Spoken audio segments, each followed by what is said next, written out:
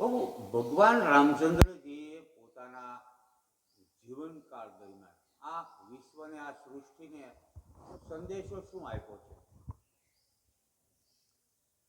ભગવાન રામ એ શ્રેષ્ઠ માનવનું ઉત્તમ ઉદાહરણ છે. રામચરિત માનસ તમે વાંચો તો ખ્યાલ આવશે. માનસના તો અનેક પ્રતો છે, 110 રામાયણ તો ઓલરેડી અત્યારે મળે છે, પણ સૌથી વધારે તુલસીકૃત માનસ એટલે ફેમસ છે કે એ આપણી ગ્રામીણ ગીરામાં હિન્દી ભાષામાં છે. બાકી તો બધા આપણા ગ્રંથો છે એ સંસ્કૃતમાં છે. સંસ્કૃત એ દેવ ભાષા છે. આજે કરુણતા એ છે કે સંસ્કૃતથી આપણે ધીમે ધીમે દૂર થતા જઈએ છીએ. બહુ જરૂરી છે. મારી બધા ગવર્મેન્ટને પ્રાર્થના છે કે સંસ્કૃતને કોઈ પણ ભોગે પાછું શિક્ષણમાં લાવવું જોઈએ. એની પાછળનું કારણ એનું એક જ વિઝન છે કે આપણા તમામ ધર્મગ્રંથો સંસ્કૃતમાં છે. લોકો એ ધર્મગ્રંથોને જોઈ શકે, સમજી શકે, પોતાની જાતે વાંચી શકે એટલા માટે. અને જ્યારે પોતે વાંચે ત્યારે એને સત્ય સમજાશે. અને રામે જીવનમાં શું કીધું છે, ભગવાનના કયા સંદેશ છે. ભગવાન રામ એ તો બધાને પ્રેમ કરે છે. એના માટે કોઈ નાનો મોટો નથી, કોઈ ઊંચ નીચ નથી, કોઈ જાતિવાદ જ્ઞાતિવાદ છે જ નહીં. એનું ઉત્તમ અને બેસ્ટ ઉદાહરણ હોય તો કેવટ. અરે તમે કલ્પના કરો, કેવટ એટલે એક અભણ ગમાર જેને આ સમાજે કીધો એને પરમાત્માએ ગળે લગાડ્યો. કેવટે જે કીધું એ પરમાત્માએ નિસંકોચ કર્યું છે. એમ કોઈ સંકોચ સાથે નહીં, કેવટને રાજી કરવા નહીં, પણ કેવટ મારો છે એ રાજી થાય એમ મારે કરવું જોઈએ. આનાથી રૂઢી કથા કઈ હોય? આનાથી ઉત્તમ ઉદાહરણ, અરે શબરીમાના એઠા બોર ખાધા, આનાથી ઉત્તમ ઉદાહરણ આપે ક્યું જોતું છે? ભગવાન રામ એ આ દુનિયાનું શ્રેષ્ઠ ઉત્તમ ઉદાહરણ છે. ભગવાન રામની કથા એ આપણા માટે જીવનમાં દીવાદાંડી સમાન છે. રામના જેવા ચારિત્રનું નિર્માણ થાય.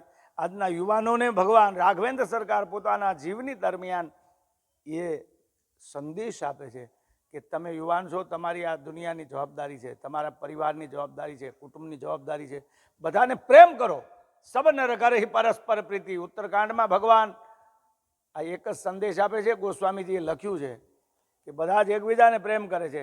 આજે આપણે અંદરથી કોઈને પ્રેમ નથી કરતા. પ્રેમ તત્વ આપણી અંદરથી ઘટતું જાય છે. રામ અહીં કેવલ પ્રેમ પિયારા. રામ છે ને એ પ્રેમને જ માગે છે. આપણો પ્રેમ રામ ઉપર વધતો જાય, આ સમાજ ઉપર વધતો જાય, પરિવાર ઉપર. અને બિસડેલા હોવા, આ સમાજ જેને તિરસ્કૃત કરે છે, ધિક્કારે છે, એવી વ્યક્તિઓને જ્યારે આપણે પ્રેમ કરતા થાશું ત્યારે હું એમ માનું છું કે ભગવાન રામ રાજી થશે. એટલે સૌથી મોટી વાત, બધાને પ્રેમ કરો હૃદયથી, ભીતરથી. કોઈ ષડયંત્ર નહીં, કોઈ પ્રકારની રમત નહીં. નિખાલસતાથી જ્યારે પ્રેમ કરશું ત્યારે પરમાત્મા આપણા પ્રેમનો સ્વીકાર કરશે, આપણને એક્સેપ્ટ કરશે, આપણા ઉપર કૃપા કરશે અને આપણા જીવનમાં પરિવર્તન લાવશે. રામના વિચારો કા કહો હિપિક બહુ મરાલા. રામચરિત માનસના બાલકાંડમાં લખ્યું છે. શારીરિક પરિવર્તનોની વાત નથી, બરાબર સમજો. વૈચારિક પરિવર્તનો, વૈચારિક ક્રાંતિ.